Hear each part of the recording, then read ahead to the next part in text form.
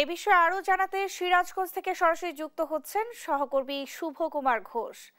শুভ, উৎসব ঘিরে কি ধরনের আয়োজন থাকছে আমাদেরকে জানাবেন।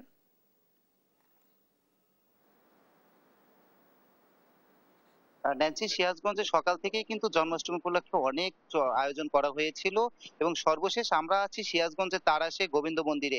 এইখানেও কিন্তু আলোচনা সভা, র‍্যালি এবং প্রসাদ বিতরণের মধ্যে দিয়ে কিন্তু কিছু অনুষ্ঠান শেষ হয়েছে। কিন্তু এখানে কিন্তু সংগতি জানিয়েতে সিরাজগঞ্জ জেলা বিএনপি নেতৃবৃন্দ এসেছেন।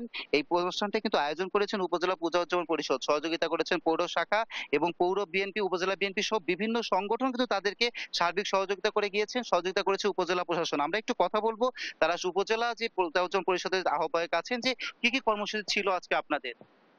আমাদের আজকে কর্মসূচি ছিল, আজকে ভগবান শ্রী শ্রী শ্রী কৃষ্ণর জন্মাষ্টমী উপলক্ষে আমরা তারা উপজেলা পূজা উদযাপন পরিষদ, পৌর পূজা উদযাপন পরিষদ, সনাতন সংস্থা এবং তারা উপজেলার সর্বস্তরের ভক্তবিন্দুর আগমনে আমাদের এই অনুষ্ঠানটা আমরা শুরু করি।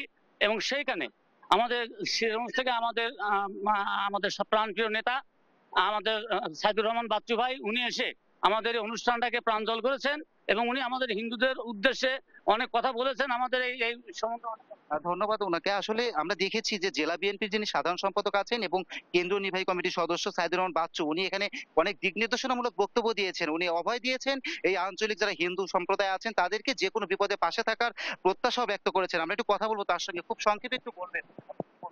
জি, ধন্যবাদ।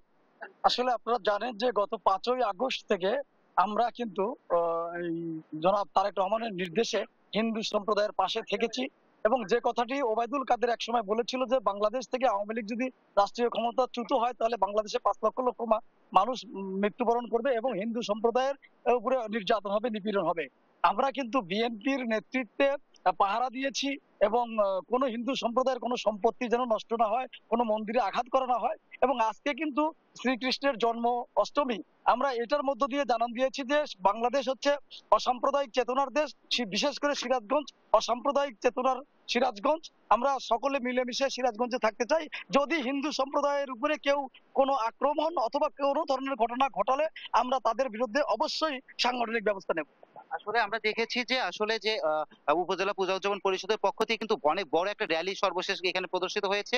তারাশের কিন্তু বিভিন্ন সড়ক প্রদক্ষিণ করেছে। ন্যান্সি, এই ছিল আমার কাছে তারাশ থেকে সর্বশেষ তথ্য।